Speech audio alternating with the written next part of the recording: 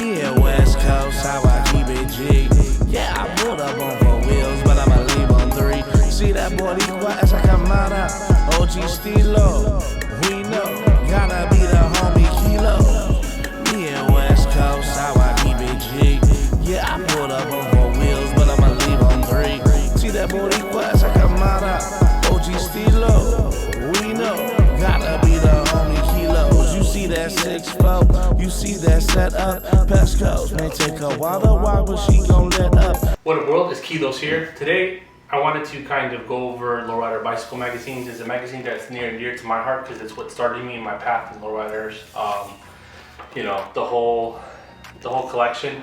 I have a collection here. Obviously, you could tell. You know, this ain't no Photoshop. There's no green screen. You know, if I go back, I'll actually do it right now.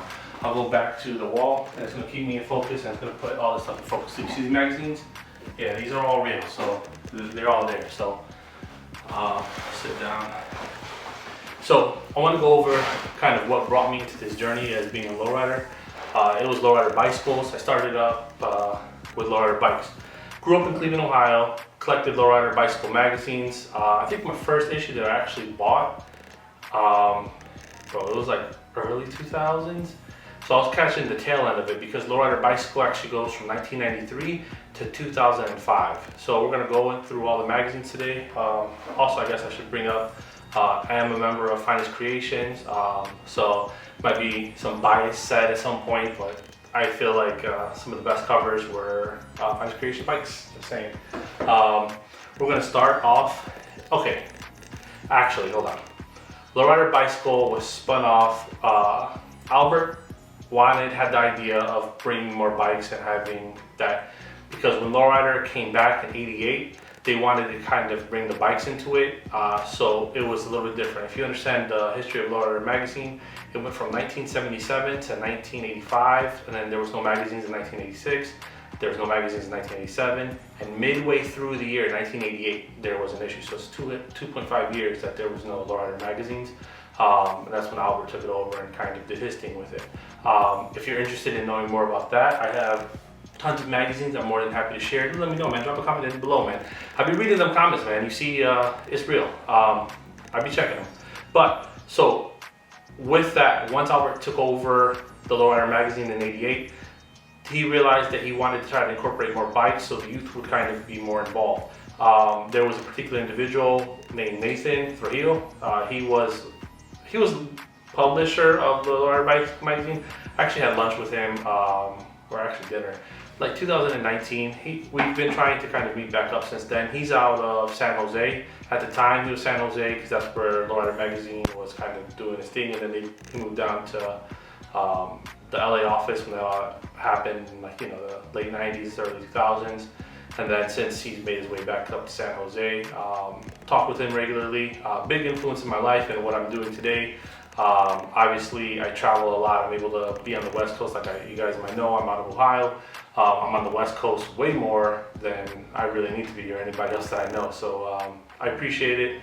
And it's all because of Lowrider bicycles. So I'm gonna go through these issues. This is issue number 1, released in winter of '93. In all honesty, this is one of the rare issues to get, but they go for an extravagant amount of money because of the first issue. Do I think it's worth it?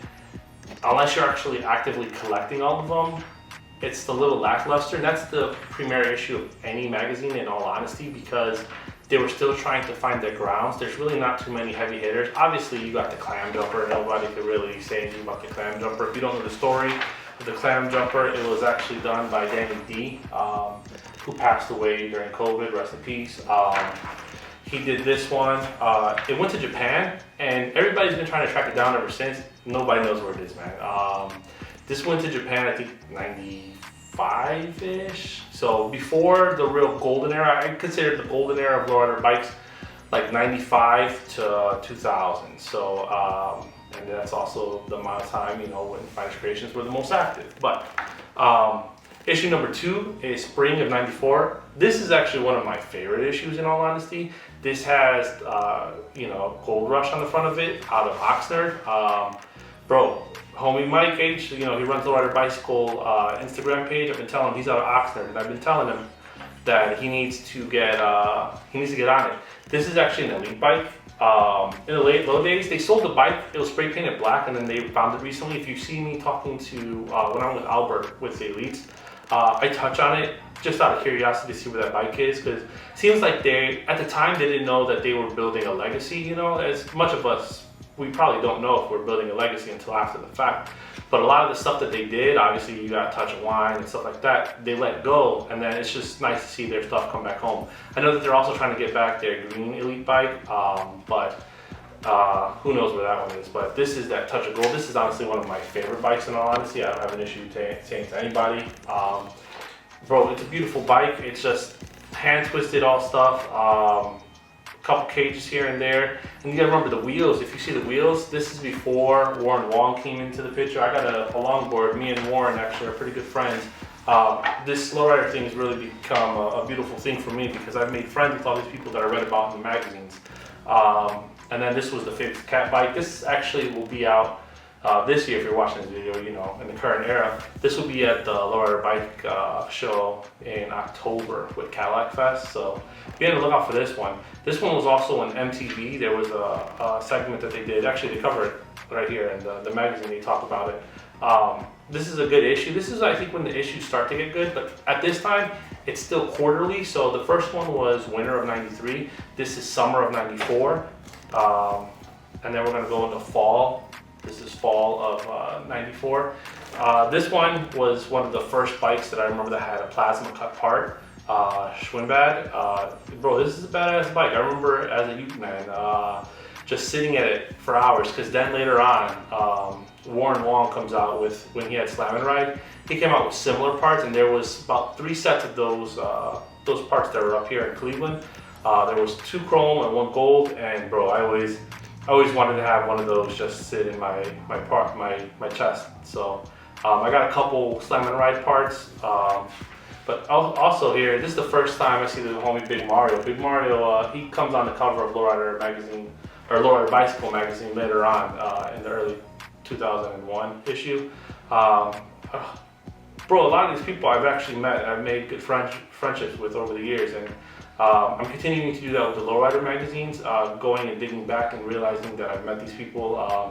Obviously, people out of this one is when I first met like Boost members like Eric and George and stuff, who's since passed away, rest in peace. But right here you see the first ad. This is the first ad. They call them double spoked baby Daytons. So obviously now we have like 144s. There was even, you know, you had the 188s, the 204s, the Chewy wheels and stuff.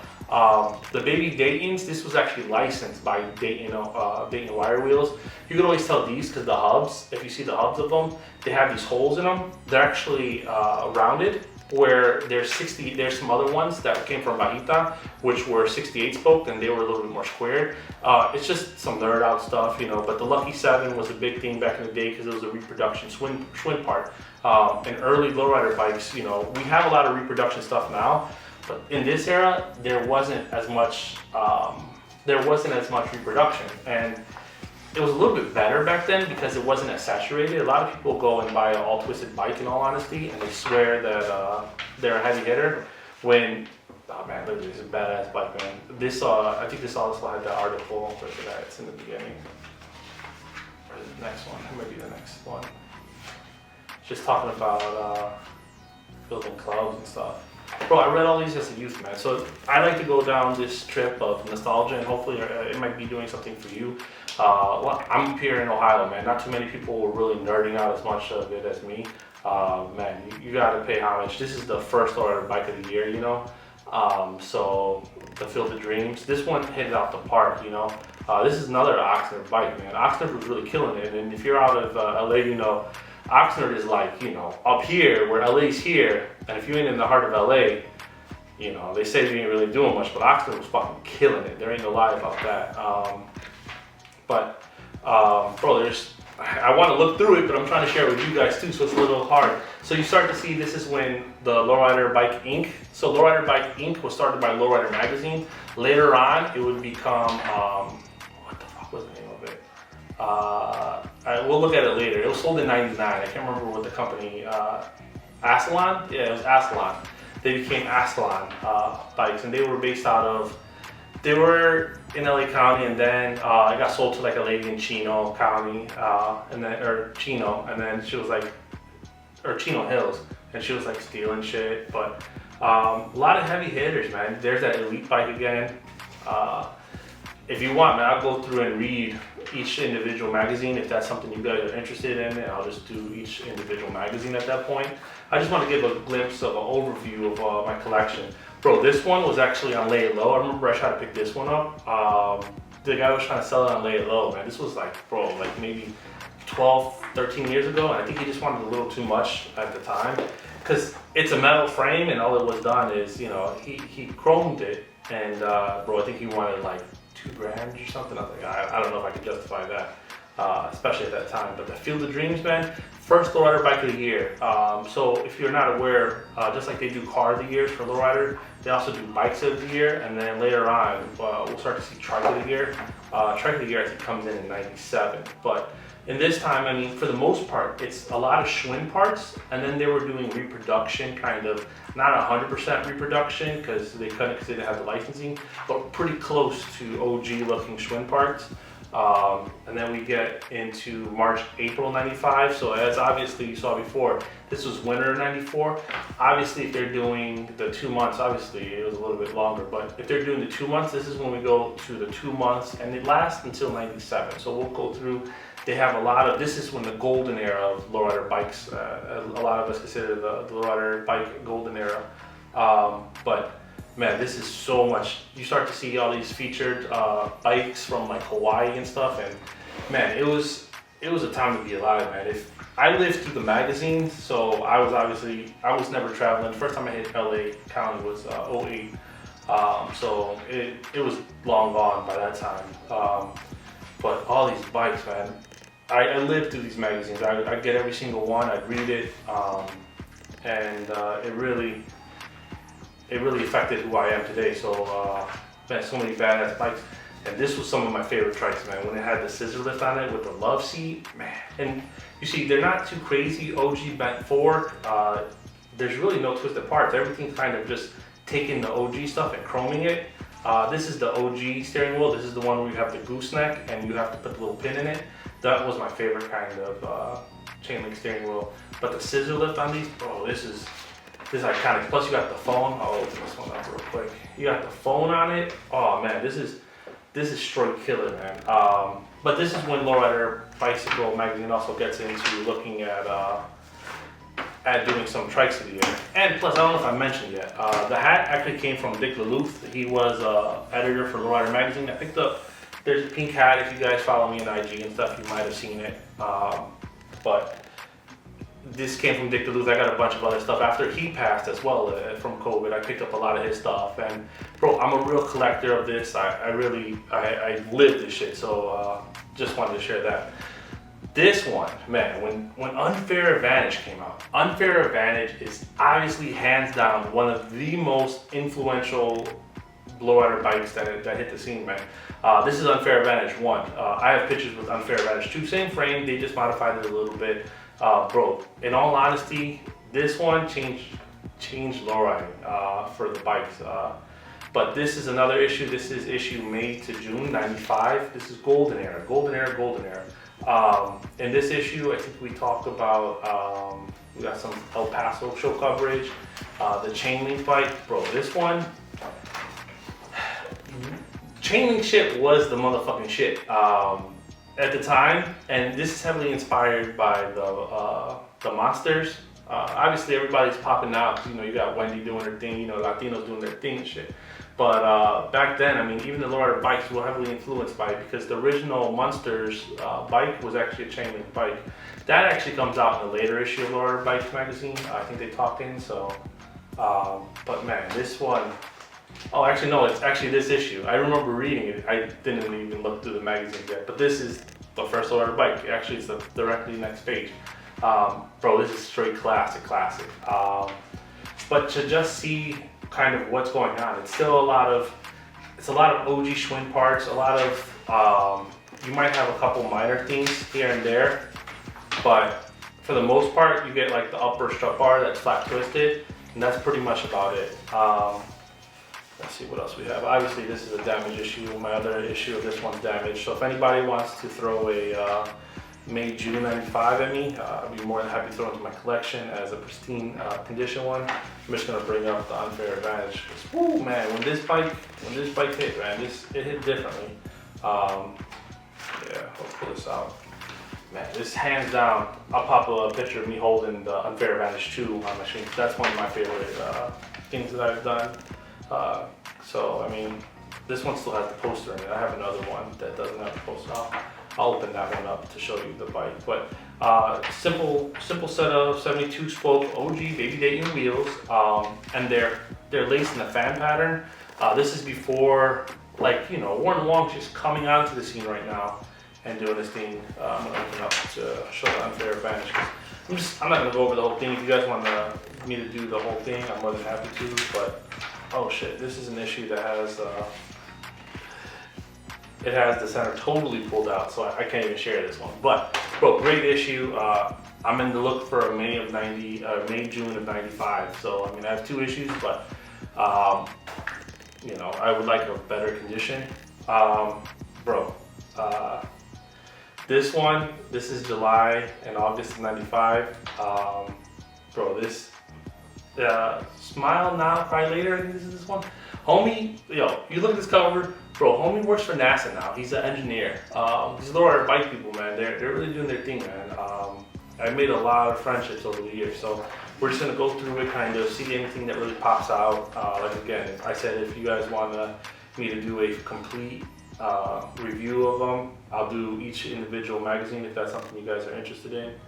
But I'm gonna go try to do centerfolds and just kind of, it's hard because some of them got posters in it and some of these magazines are pretty good conditions.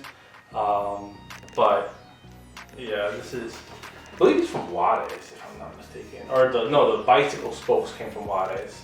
That was in the Lowrider, the video. And then we get into September and October of 95. This is the second Lowrider bike of the year. So 94 was Field of Dreams. I actually got a poster as a reminder too. You're there, so check it out. Well, okay, hold on. Per this poster, it's saying Gold Rush is number 1. Field of Dreams is number 2. So, I don't know if Gold Rush actually ever got the title. Like I said, it's one of my favorites. But I believe Field of Dreams definitely achieved that title. Like they gave it to them at the award show. But I mean, so I would say this is when the fire starts to kind of hit. You start to see a little bit more different things in the bikes. But this is September, October 95. But that means, bro, these people are sitting on pictures. When I was talking to Nathan, he said that, you know, you shoot for a whole year. So this is like 95 as a whole. And they're just picking and choosing, and then he would take the pictures, put it into like a shoebox, and then it would get published, and then after that, it would kind of just go and move on to the next one. Good issue, we're gonna go through again. Oh, this one was one of the first setups that had hydraulics on it. Now, when I was talking to somebody recently, they said that this setup was done in like a long time ago, but it had the red sticker, so I always thought that this was a more recent build. Like, you know, I didn't want to really get into it.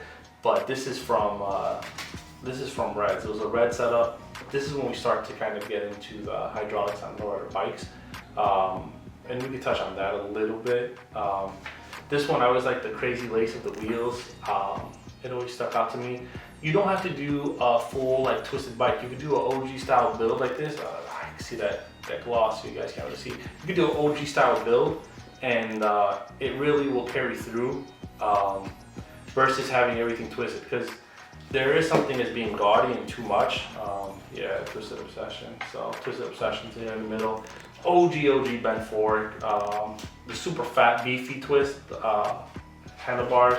And again, look at the spokes. Spokes, these are straight lace 36 spoke wheels. He does a later edition. I have the other magazine that he's in. It's Orly's.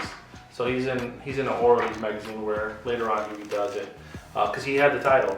And then this is when I believe that this is what something Madness, right? This is December and November, December of 95. This is when we get into Ooze being their first feature into the magazine.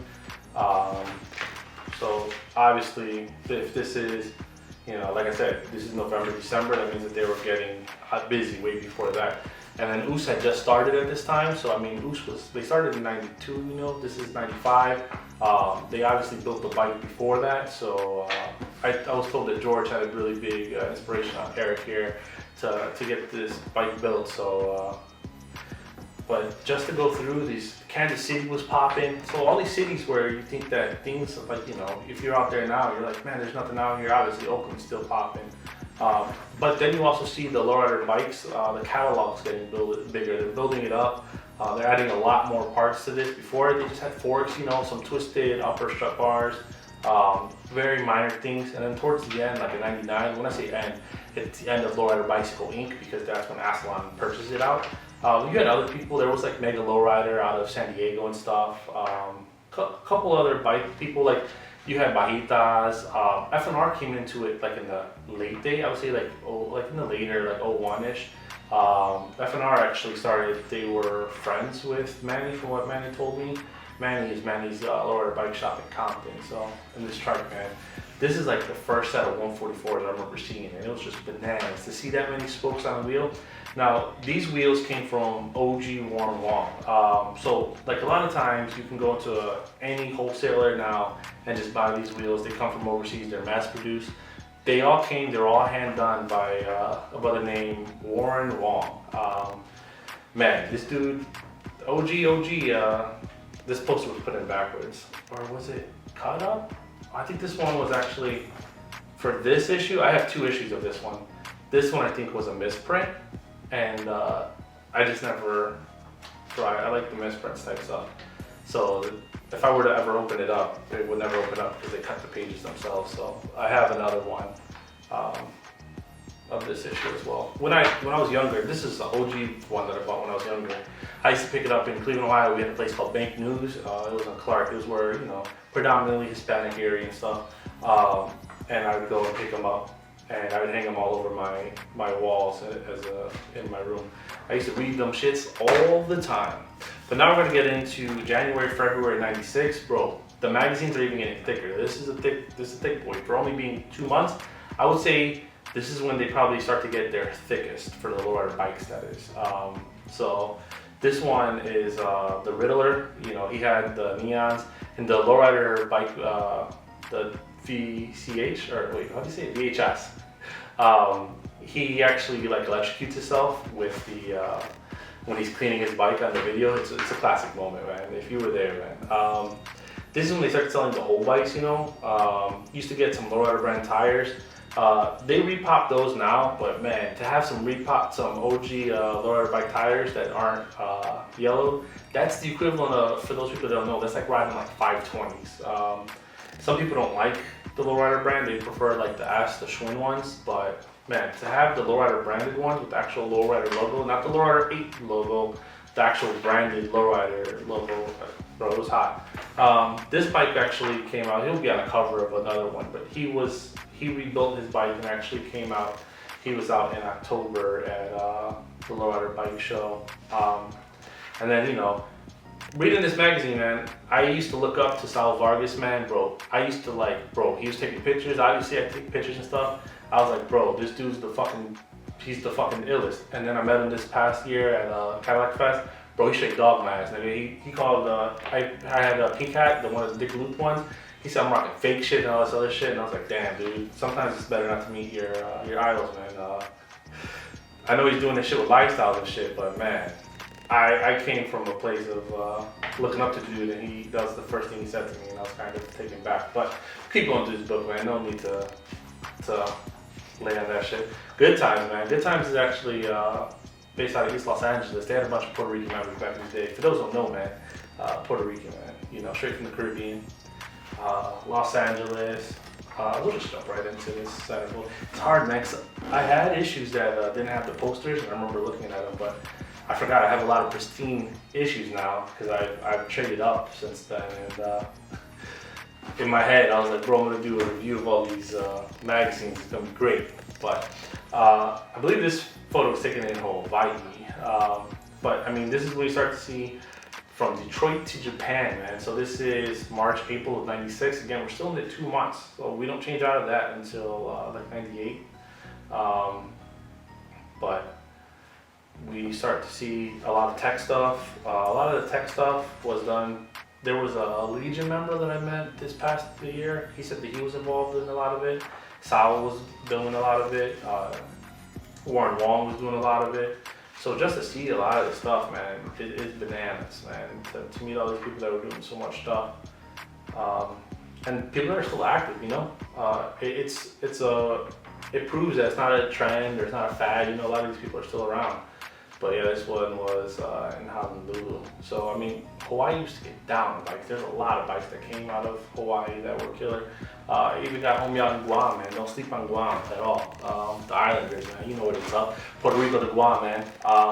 But you know, we got right here. This is May, June '96.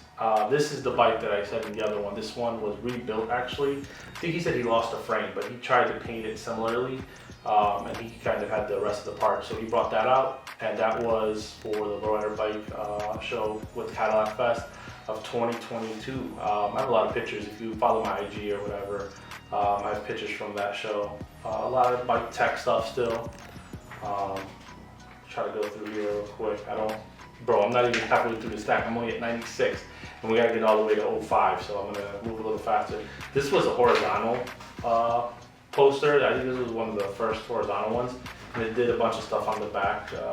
They start to do that a little bit later, but again, you got OG baby Dayton's, and they're laced differently because there wasn't too many wheel options at the time, so people would take their wheels apart, and it's not as easy as you think. You gotta make sure that the rim stay true. I used to do that back in the day when I was mad young. I used to lace people's wheels up. It was a fun pastime, in all honesty. But again, I was doing this as a labor of love because I love lowriders. But this is, what month is this? This is July and August of '96. This is when we start to see a lot of Midwest bikes and stuff start to pop up. You got Hawaii, Texas, Arizona, California, and Ohio. So go through here. Mad silence, so gotta put some background music or something, right? Yeah, put some background music on the Mad in. There is a little bit of oddness that happens because Drippin' 68 this is they actually started to make bike frames like this, and they were trying to sell them. That was through FNR, or no, that was Bajitas. Bajitas on this time tried to copy this style of frame, and they started kind of doing a rip off of it. Slightly after, it's like '97. I actually had one. It was a red one.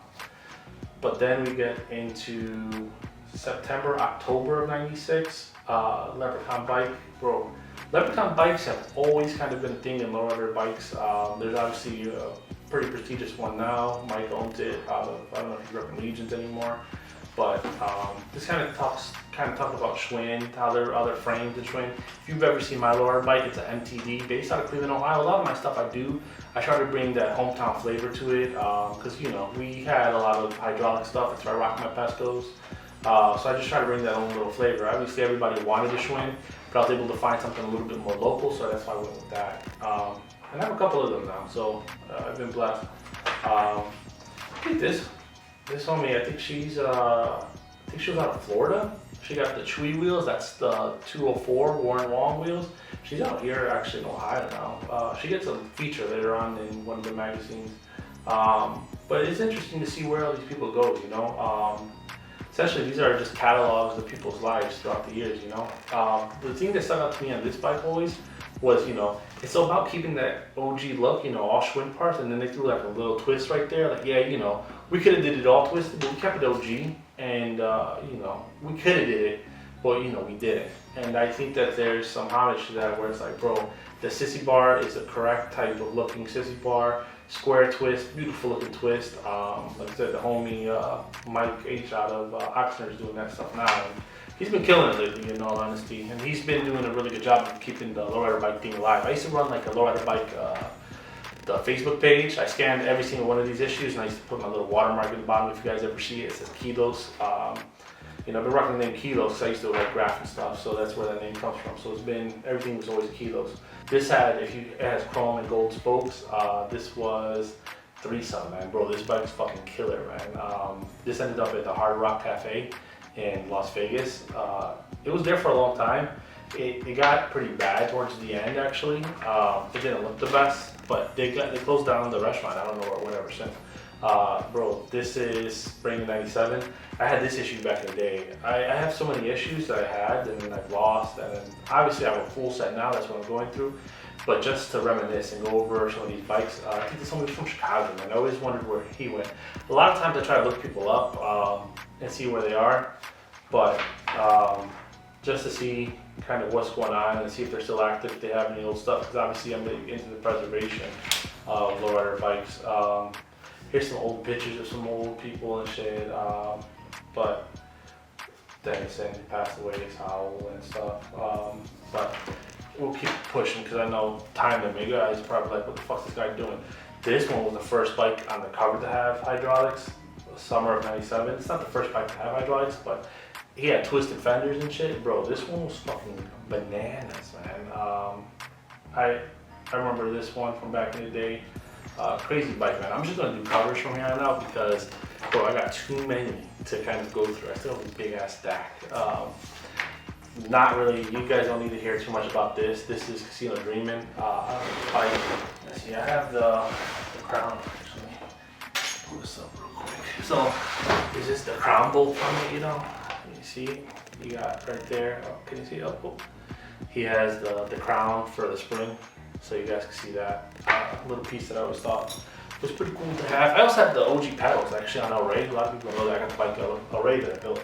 Sitting right here. I want to do some more stuff to it, but it's just been in a process, man. Building a car and then, you know, everything with having a house and all this other shit. So, but that one is a big time. This is when we start to go fall '97. So yeah, this is the one with Mike's bike is January, February '97. So they planned on doing multi again, still bi-monthly. And then this is where it goes into fall of '97. Bro, did we really skip? Yeah, I guess we don't get a summer of '97. It's weird because we start to miss a couple, it seems like they don't care about the magazine as much.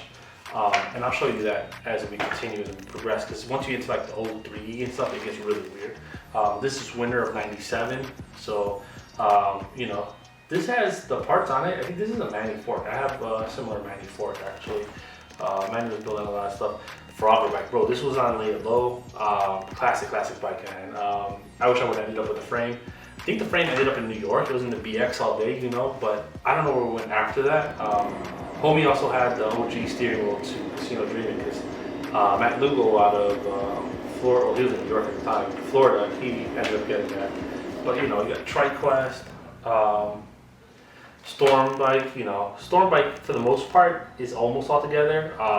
There's pieces that are missing because it was split up. I hate when people part out bikes because it never is the same, but this is actually in Texas now. Legion Bike Club, you know, with Frank.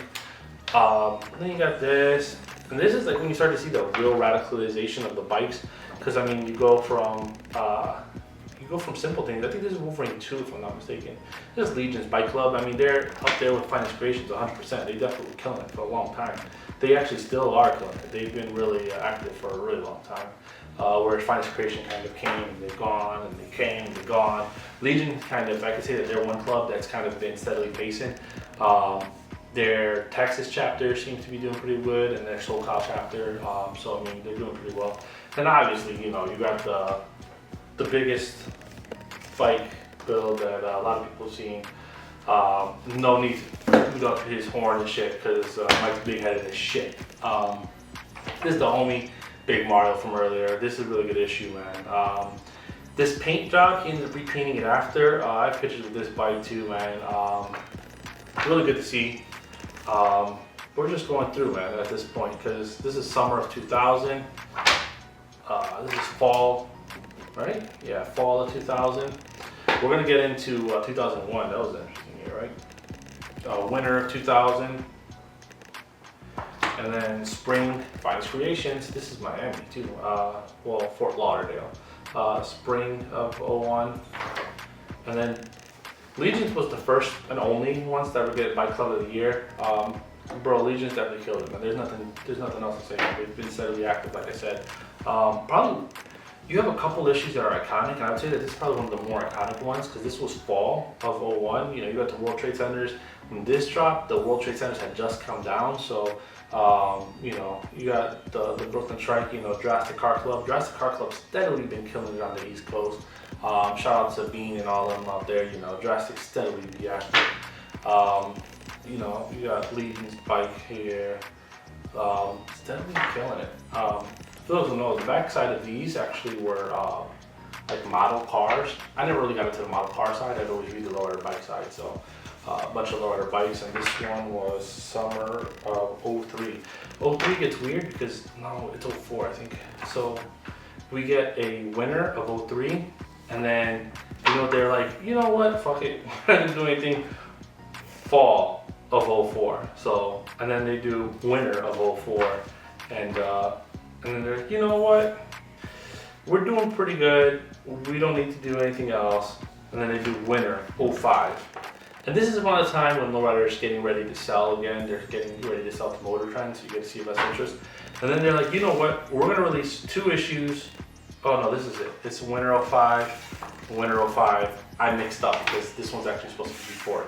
This is fall of '05. So you get fall of '05, and then they're releasing both simultaneously. You know what? We're about to sell the magazine. We got these 2 magazines still in the chamber. Let's drop them both at the same time. To see when the era was, I mean, you got the Duke spinners on the back. When these dropped, they were like the biggest thing. They just weren't spokes though. They were stainless, and when they came out, bro, they were hot, man. I think they were like $320, something like that.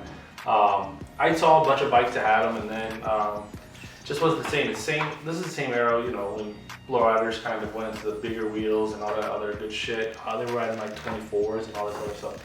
I don't even think they had 24 at the time, maybe like 20s.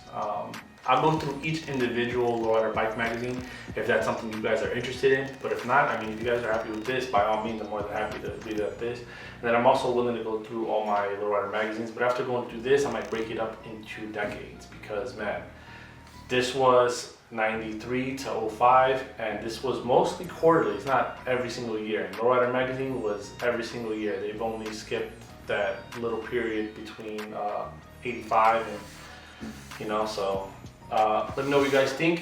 If you guys like it, drop a like. If you guys want to see anything else, comment below. Peace to all the homies out there. If you guys see me at a show, say what's up. If you guys built a Lowrider bike, if you guys have any leads on any other bikes or anything like that, I'm more than happy to check them out, reach out, and peace, and Kilos Media, thanks for checking me out. Peace.